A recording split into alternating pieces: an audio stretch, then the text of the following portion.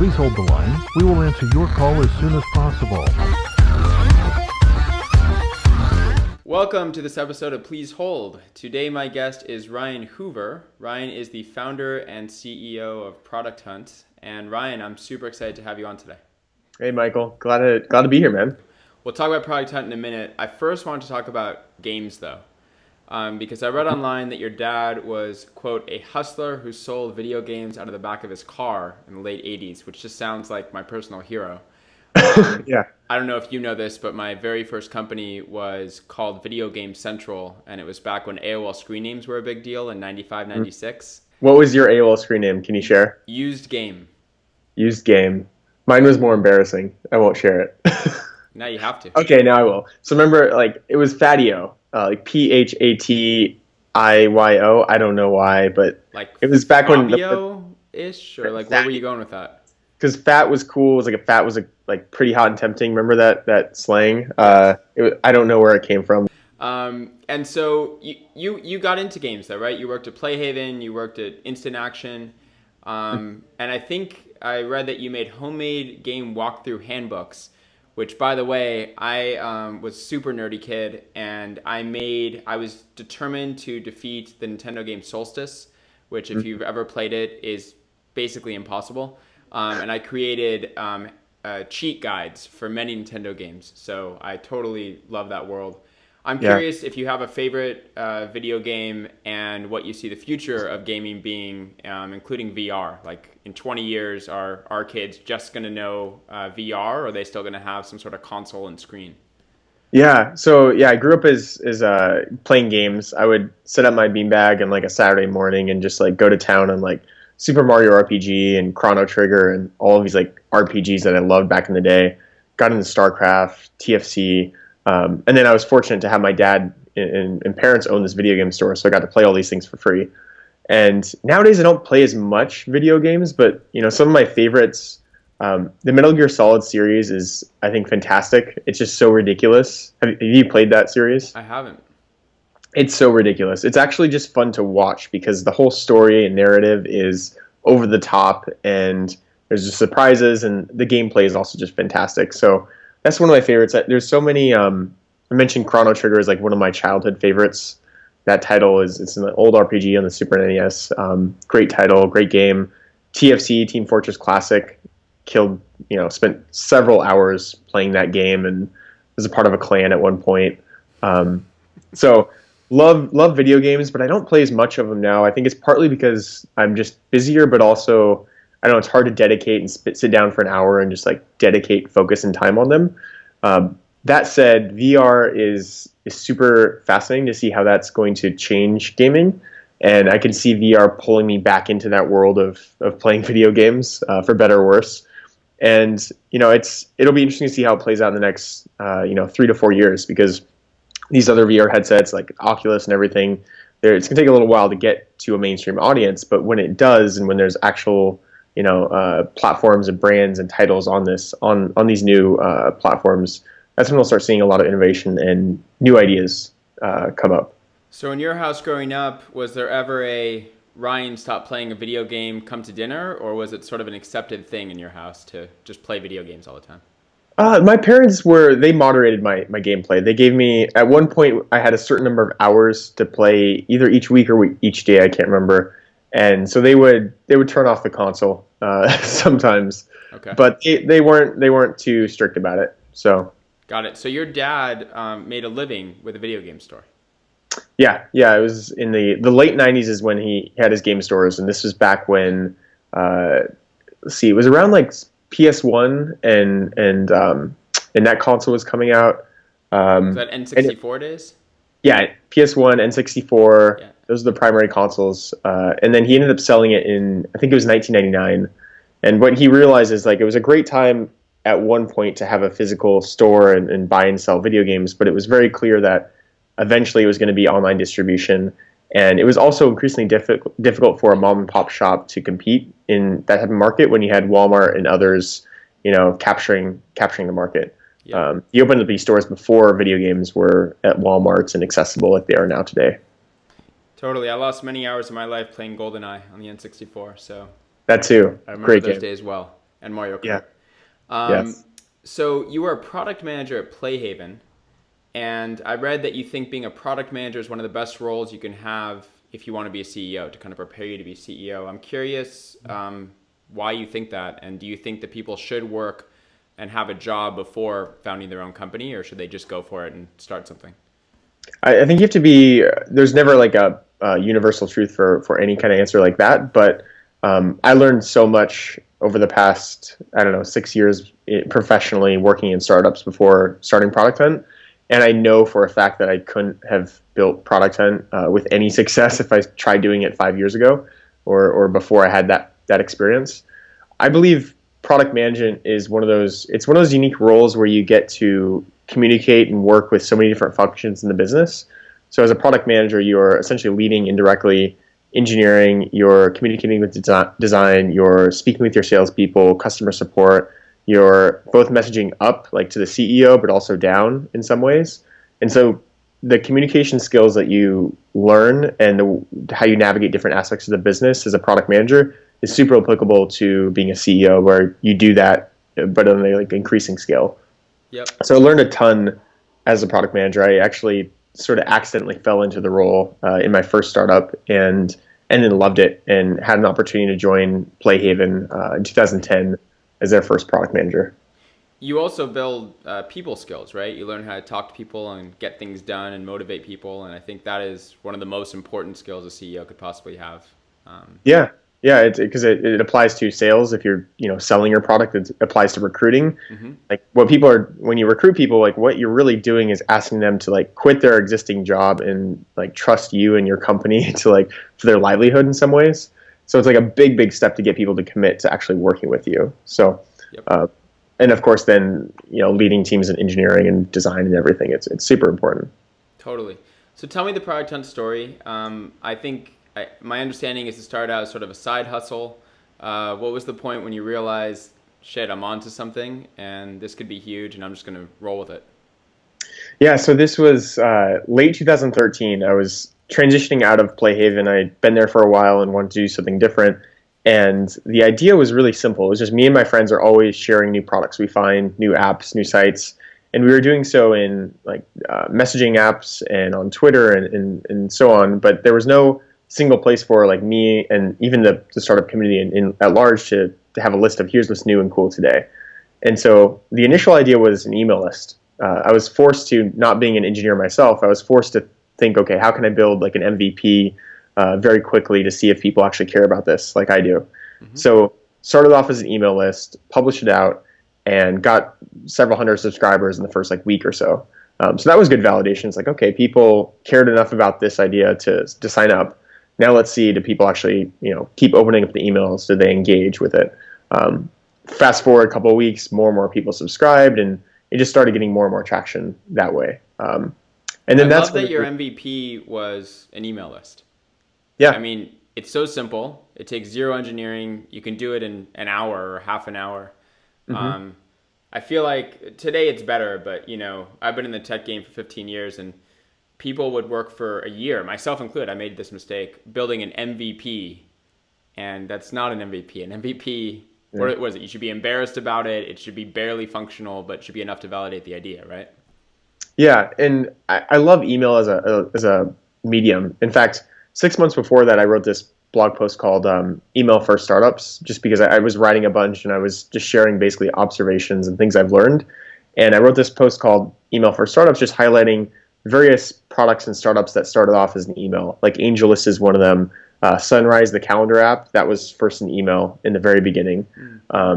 TimeHop, that was an email. So there are a lot of different examples of successful startups and companies that were really founded upon a very simple idea, just like an email list.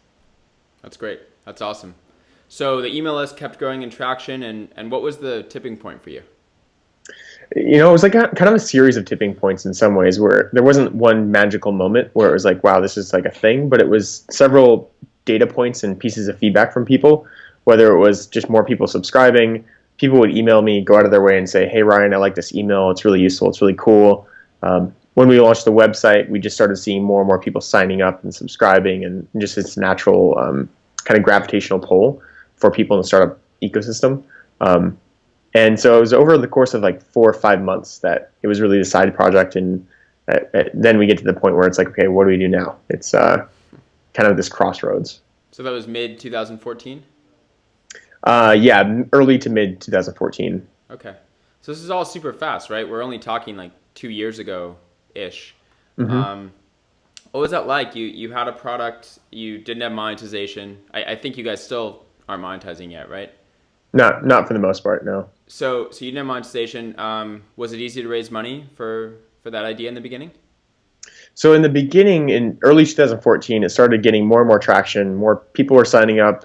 We started seeing more founders and startups participating and launching on Product Hunt. Mm-hmm. And so it immediately got a lot of traction. And it was then at that point where I was evaluating, okay, what do we do? Do we continue as a side project? And at the time, actually, we were making $4,000 a month in job postings, which is pretty good. Like that paid my rent. And that could turn into 10K to 20K fairly easily, I believed. Mm-hmm. And then the other approach is, okay, do we build a team and do we build this out to become something much bigger? And so I ended up speaking with Gary Tan actually pretty early on from Y Combinator and just getting some of his advice and feedback. And then he introduced me to like Kevin Hill and Kat and Alexis Ohanian.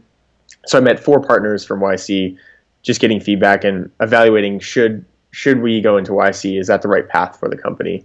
And then when I made the decision, like figured out, okay, I see a path for this to become a big and important thing. And I also see this being a fun thing to work on for a decade.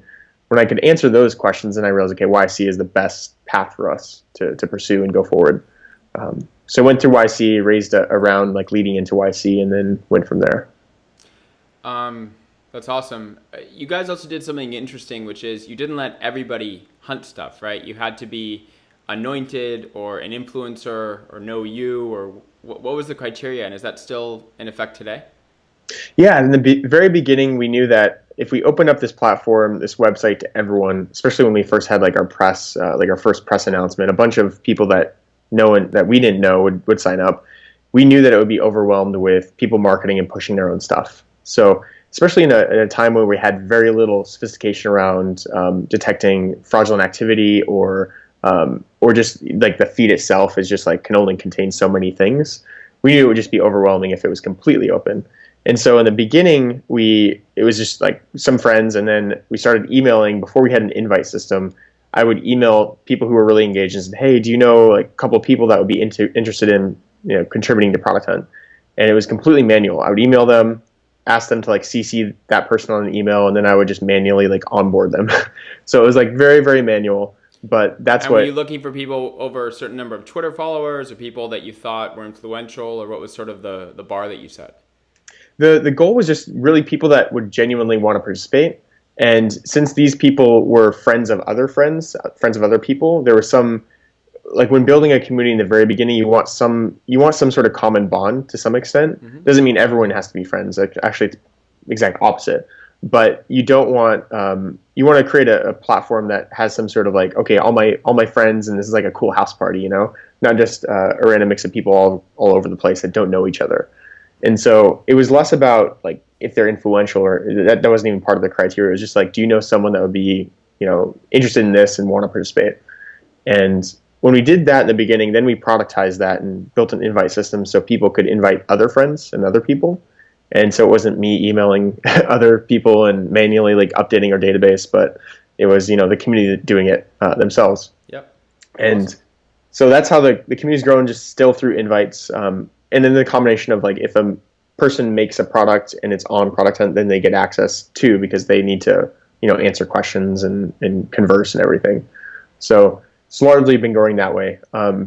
We'll be opening more and more people over time, but we have some product things to do before it's ready to like open up the floodgates, if that makes sense. Yep. So you've done a lot as a solo founder, which is pretty rare, I think, for a first-time founder to also be a solo founder. Any regrets? Are there days you wish you had a co-founder to cry on their shoulder or support you through the hard times? Or would you recommend that other people not have a co-founder just to have that extra support? Yeah, I mean, I've had a ton of support in different ways from all the teammates. So, I always feel I always want to make sure it's very clear that I'm just a piece of product hunt, just a part of it, because there's a lot of people on the team today and in the past that have really gotten us to the point where we are. And for me personally, I don't think there's any there's no like magical formula like solo founder is the best or two founders is the best or three founders is the best. In many cases, you do need a partner when you're launching and building something. The way Product Hunt launched and began was very different, I think. Everyone has their own unique story, but it's very different in that it was a side project in the very beginning. It wasn't supposed to be a startup in the very beginning. And through the support of some friends, they helped kind of bootstrap and get it going in the beginning to give us enough data to prove that this is something that people want. Yep. Okay. So no regrets about not having a co-founder, and in the future you may. It's just this is the way this one evolved. Yeah, exactly. Yeah, I don't have like a who knows what's after Product Hunt, but I may have a co-founder, may not. I have friends to cry on that will lend me their shoulder too. So I'm not completely lonely. Yeah. Okay, good. What's the coolest success story that you've seen come out of Product Hunt, and what's the most absurd product that you've seen come out of Product Hunt? Ooh, let's see. I'll answer the absurd one first because there's one that comes to mind. There's this product called Ship Your Enemies Glitter. Do you remember that, or does that ring a bell? No, but I get it. Yeah, the name kind of describes exactly what it is. You go to a website, you enter like a credit card, and you enter the address of a friend, and they'll ship this envelope, this package that will explode glitter all over them when they open it, which is like hilarious, but also like terrible. How much is it? And it wasn't very much. It was maybe under $20, okay. I think. I'm not sure the exact price. And did this start trending, get into your top 30? It was up there in the top for that. It might have been the top for that day. But anyway, it got a lot of attention. Then the press picked it up. A lot of press, uses Product Hunt too, and sometimes they write about things they find on there. Yeah. So it got some additional press outside of Product Hunt and went super viral. And this guy, I think he ended up getting so many orders that he couldn't fulfill them because he was in the beginning just like manually putting these things together, these packages. So this is way more reflection, by the way, on the decay of Western society than any story about Product Hunt, in my opinion. Yeah. It's kind of hilarious, but yeah, maybe not the nicest thing to do. And I did get glitter bombed once, but I was like very careful. You got glitter bombed. A little bit, yeah. I knew that someone might send me some glitter just because they're like, oh, this thing was like popular on Product Hunt. I know Ryan. His address is pretty easy to find. And someone shipped me a package, and I opened it very carefully because I had some suspicions. And a little bit of glitter fell out, but it didn't explode all over me. So that was fortunate. You got glittered. Yeah. That's amazing. Any other that is obviously an interesting story. Are there any, I guess, more substantial tech stories that you've seen that before they were hardly anything and they came on Product Hunt and they just exploded? Yeah, I mean, there's a lot of examples where companies have seen sometimes unexpected success in some ways, whether it's, just in terms of traffic and downloads or signups or sales. In other cases, sometimes it's like additional press, sometimes it's funding. We've seen many different cases where companies are discovered through Product Hunt and then someone invests in them because they start that relationship and dialogue. There's one product that's more recent that I like to highlight that I haven't talked about really as much publicly is this product called Reset Plug. Have you heard of it? No. Okay, so this product's cool. So it was posted 2 or 3 months ago by Matt, someone in the community. He posted this thing he found, and it got a bunch of upvotes, got a bunch of attention. And the way it works is you plug it into your router or your wall, and then you plug your router into it. And when your router just turns off and you have to go reset it? Yes. So this detects when that happens and resets it for you so you don't have to get up. So genius idea. It's a problem that everyone's simple idea. Smart, simple idea. Mm-hmm. It's posted on Product Hunt. And then 2 days later, I get an email from the founder who, at the time, he wasn't involved in posting. So it was completely a surprise to him. He emails me and says, hey, Ryan, we sold 500 of these things in the past couple days. And before that, I was getting no visitors to my website. Oh, wow. And so what I love about that is he's not a millionaire, of course, but what it demonstrates is, when you introduce this like a product like this to a community, people convert, people buy, and it's also a product that you would never search for. Like you had this problem, like we've all had this problem, but it's not a product you would know to search for because you don't know it exists. Hell, I think the cable companies would subsidize that product because it would probably reduce half their tech support calls. That's actually a good point. Yeah, I haven't thought about that. Always turn off your router and turn it back on before you even talk to somebody. Yeah, yeah. They should just build that into the routers too. They should. That's an awesome story. So the fact that you got glittered leads me to my next question, which is you live a mysterious life when it comes to packages. It seems like you are surprised every time you get a FedEx or UPS. I'm curious about these mystery boxes. Are they real mysteries? Do you shop in your sleep and forget you ordered them? Where did that come from, that whole thing? And do you have a mystery package provider, UPS or FedEx? I am agnostic to providers. Just as long as the box arrives and it's not damaged, I'm cool with it.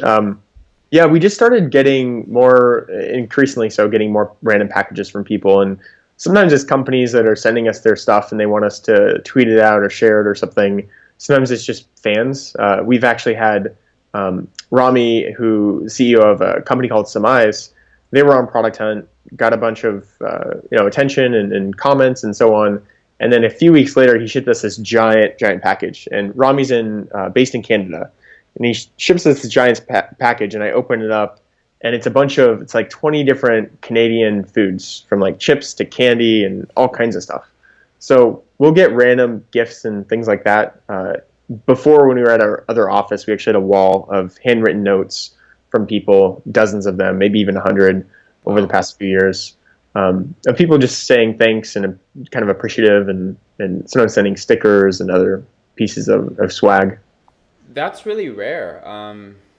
It's rare, I guess, for a 2-year-old company. What do you attribute that to? Like, why do people feel so passionately about Product Hunt that they're sending you all this stuff all the time? It's the kitty, man. It's the kitty mascot. Maybe a tiny bit of the kitty. I think part of it is we've been so focused on building community and building an authentic community of people who love technology and products and sharing. And every single day people are launching things on Product Hunt. And, as you know, and I know, it's like one of your most stressful and exciting times when you're launching a product or a service. And anything that helps you in your business, whether it's, getting distribution or feedback or whatever it is super meaningful to people. And so I think it's just a dynamic of the community and just the aspect that we're, in some cases, largely helping startups indirectly launch their babies, kind of, is where this kind of comes from. Yeah, well, I think you're helping them at the moment they need the most help. And, I'll go on record by saying we were on Product Hunt when we launched our first app in December. And our friend Eric Torenberg was helpful to give me a few tips on what I should and shouldn't do. And it was incredible. We've had some of our very best traffic days from the traffic from Product Hunt. So cool. Shit works. Yeah. And you didn't tell me to say this, but I used Service for an issue of 24-hour fitness, and it saved me like a bunch of hassle and phone calls and all that stuff. So that was actually one of my questions, because before you used Service, you were tweeting over and over at them, angry. And it seems like you took a week in between the angry tweets, but then you said another one. So, I was going to talk about customer service at the end, but we can talk about it now. I'm curious, is Twitter the best way to get customer service? Is that the thing that's most respectful of your time? You belong to a generation, I sort of belong to the same generation, that hates picking up the phone for things. Mm-hmm. So do you think Twitter is the customer service channel today? Do you think Facebook Messenger is going to become that? Like, what do you see for the future of customer service? Yeah, good question. I don't often go to Twitter, but sometimes I do go to Twitter, and I'd be careful. I don't want to like be a jerk and publicly tweet it out to my followers, but I'll tweet at them. And I find that Twitter is far more responsive and faster than the general like support email. And they also, it feels like it's more human than an anonymous like support email too, in some cases. So like the other day, actually, I tweeted a suggestion to Uber, for example. It wasn't really a complaint. It was more, I wish I didn't get charged $5 to cancel this ride when the driver's been sitting there for 10 minutes and not moving. So it was like a very clear, like, just problem. It wasn't necessarily a complaint, just more like a FYI. And they responded to me, and we moved it to a DM, and they gave like $10 in credit on the next Uber ride, just because, of course, like I spend so much money in Uber that they want to keep me happy, everyone else happy. So I find Twitter's a great platform for that, and they do have like their new as a Twitter account, you can actually add like a button that says like message me, like it's actually more clearly a channel for customer support. And then in terms of Facebook, I think that's an interesting point, as Facebook has been rolling out their messaging platform and bots and other ways to communicate directly with consumers through brands and companies. I can see and imagine more and more of that happening on Facebook over time. So you said it's the quickest way to get to a human. It feels more human. My business, of course, is sort of going the other direction, which is, can we use bots to solve at least the low-hanging fruit of customer service and give the customer a better experience, save the company money? Where do you see chatbots in general going to help in different areas of life? And like with customer service, do you think they're going to play a role? Do you think it's going to be something else? Do you think it's a fad? Well, so there's kind of like, sometimes you want to talk to a human because you can trust them and they can understand anything you say for the most part. Many other cases, though, you don't want to talk to a human, and you want to just get the answer and get it done as quickly as possible. Going back to your comment about phone calls, I despise phone calls and I avoid them at all costs. And I rarely ever call a business, even when I need support. I won't call them because I'm like, it's not worth it. It's just not. I'm busy, and I would much rather chat with them or find a way to solve this problem without like picking up the phone itself. So I think finding the balance in how do you automate a lot of the obvious things, like questions like how late are you open today? That's a question that a human should not have to answer. There's a number of other questions that doesn't make sense for a human to answer because it's very obvious, what the answer is, or it's very limited in scope. But there probably are use cases where, depending on the issue, if it's like a banking issue, you might, of course, want to speak with a human because it's a big deal for you, or it's like a very complicated subject. What's customer service like at Priorton? And I guess, who's even the customer? Is it the community? Is it the people hunting? Do you guys, I'm assuming you don't have a phone number, but like, how do you view customer service in your business? Yeah, I like to think we have great customer service. I guess we'll let other people judge that, though. We have a team of people in the community who are fantastic, like Ben and Kate and Jake and Neve to some extent does some of that as well. But he's busy more on like making Twitter awesome and Facebook awesome. And they're all they take pride in how fast we are to respond and to hopefully just surprise and delight people. The best thing is when you come in with a problem and then you leave with, oh wow, I'm actually like learned something, or I discovered something that I didn't know, or actually it's like now I'm like the exact opposite of what I was, not disappointed, but actually very happy. Sure. So there are many cases where I'll see tweets also from like people saying, hey, so thanks so much to Kate, the intern at Product Hunt, for the quick customer support. And I love seeing those tweets like randomly show up. And so it's super important, especially when you're building community, at least for us, to build a great support system. So you and I share something in common, which is both of the partners we're with are also in the tech space. And I'm curious, what's that like for you in terms of being with somebody that is also in the same world that you're in? Are your pillow talks as sexy as mine about term sheets and cap tables, or like, do you guys take a break and not talk about tech for a minute? Like, what's that like? Yeah, it's funny because like we will talk about that stuff when I'm like sleeping in bed. So some people like leaving work at work, and they avoid talking about work at home. For me, I like talking about this stuff. I like being able to speak with Susie about things that I'm into and things that she also understands. She's also like the best unpaid employee in some ways. Like she's been very helpful from thinking through ideas to even making connections and that kind of thing. Yeah. So for us, it's very helpful, and I think we both like talking about this kind of stuff anyway. If anything, we sometimes need to force ourselves to like just leave work at the door. But for us, it works out. Cool. You're incredibly active on social media. You're posting your mystery package videos. You're posting stuff all the time with Twitter and Facebook and other channels. Is that intentional? Like, are you trying to build up your personal brand or create noise for Product Hunt, or is that just who you are and you love posting? And how important do you think it is for CEOs to be active on social media? Yeah, it's for me. I've been doing it well before Product Hunt. In fact, the writing that I did and sort of the connections I made through Twitter to some extent, that was really the MVP for Product Hunt, is like building up that audience and that trust and that brand to some extent was important to build the first beginnings of the community. Mm-hmm. And for me, it's part of it's professional. Most of it's just personally, I like doing this stuff. Like I would stream on Facebook Live a bunch of unboxing things that I got the other day, just because it was fun.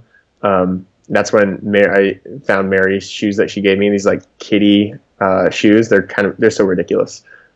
So for me, it's largely just fun. But also for our brand and our company, it's super important that it feels authentic and it feels like we have this human connection. And that's just part of like the way that we built the company and the brand itself. Yep. So I'll continue doing that, and I'll continue playing on Snapchat. I'll move to the next social app and play with that as well. And it's also very much like if anyone's playing with new apps and using them and engaging it with the community, it should be us ultimately.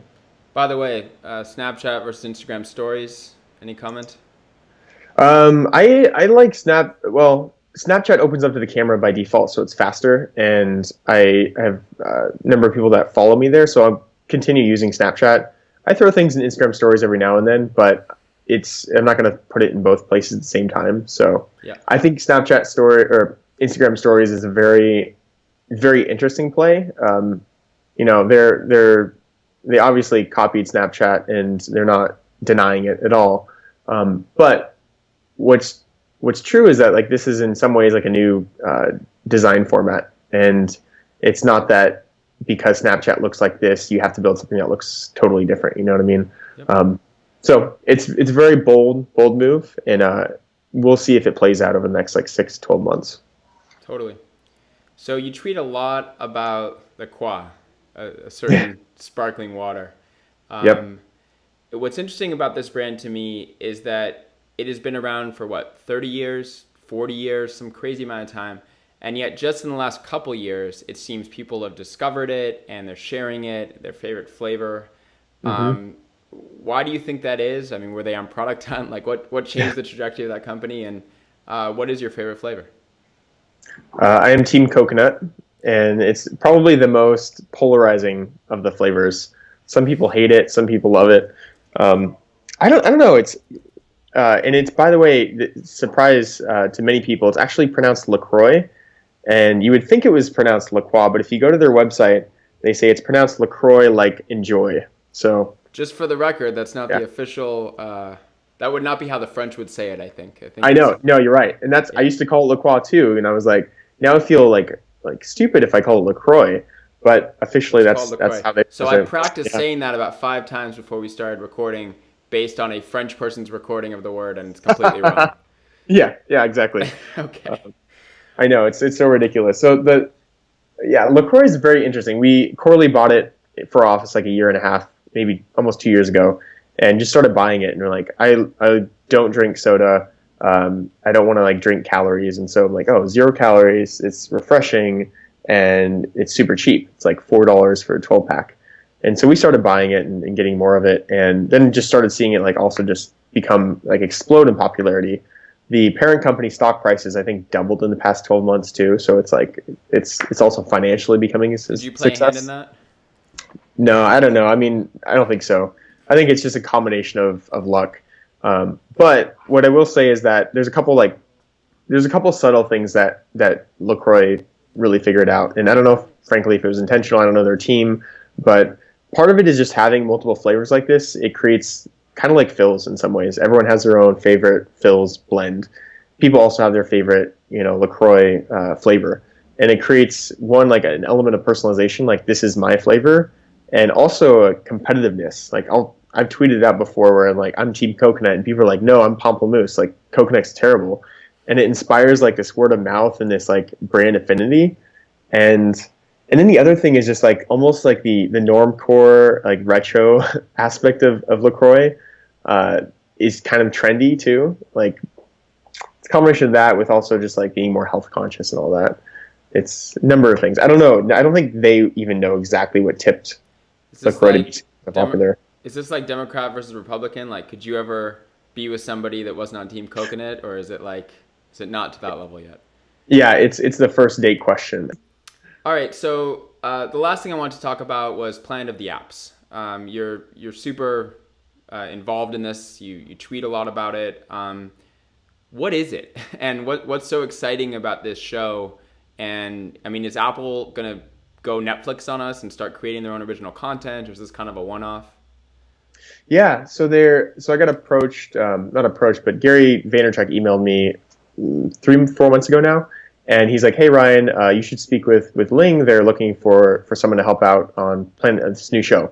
And hopped on the phone with her. She works with Howard Owens and Ben Silverman at Propagate, the CEOs of Propagate Content. They've done films like not films, but they've been shows like The Biggest Loser, The Office, and some of like great, fantastic properties. And got on the phone with her, learned more about the show and the series, and saw it as a good opportunity for me behind the scenes in the beginning to learn about the entertainment industry and kind of get to know how that operates. So like more from a selfish perspective, but two, it's something that I see like a huge opportunity and also this mainstream interest in technology. And essentially the show is a place where they're going to highlight different apps, and people are going to come on and show what they're building and, speak with different mentors on the show. They announced recently that Gwyneth Paltrow and will.i.am and Gary Vaynerchuk will be the core mentors on the show, and then they'll be looking for certain founders and apps to feature and have on the show itself. So they're still a little bit hesitant to share all the details on how it's going to be distributed and how the show's mechanics will work. And now they're just more focused on finding amazing startups, amazing products. And for me personally, it's just a really cool opportunity to highlight these stories. And for some people, potentially a huge distribution opportunity, because in a world where, how do you break out? How do you get attention? It's like increasingly difficult. This show could be substantial for those people. Do you think this is potentially an ongoing thing? Because everyone knows that getting featured on the App Store is a game-changing thing for an app developer, and yet it's really hard to get featured. And if you don't know someone at Apple, it's almost impossible. Does this change that? And are they trying to open that up a bit more and like kind of shine the spotlight on many more developers to hopefully help them? I don't know. I don't know if they'll change their featuring process per se. What they have shared is that the apps and startups that are on the show will be featured in some capacity. So there'll be some distribution and attention through that. Yeah. But yeah, I don't know exactly how it will play into their overall App Store strategy, which they've been making some modifications and changing the way the App Store is functioning as of late. But super curious to see how this plays into that over time. Yeah. Cool. Well, that's the end of my questions. I want to thank you so much for being on. I am Michael Schneider, founder and CEO of Service. We've been chatting with Ryan, the founder and CEO of Product Hunt. So Ryan, thank you so much. Yeah, thanks, Michael. Take care, dude.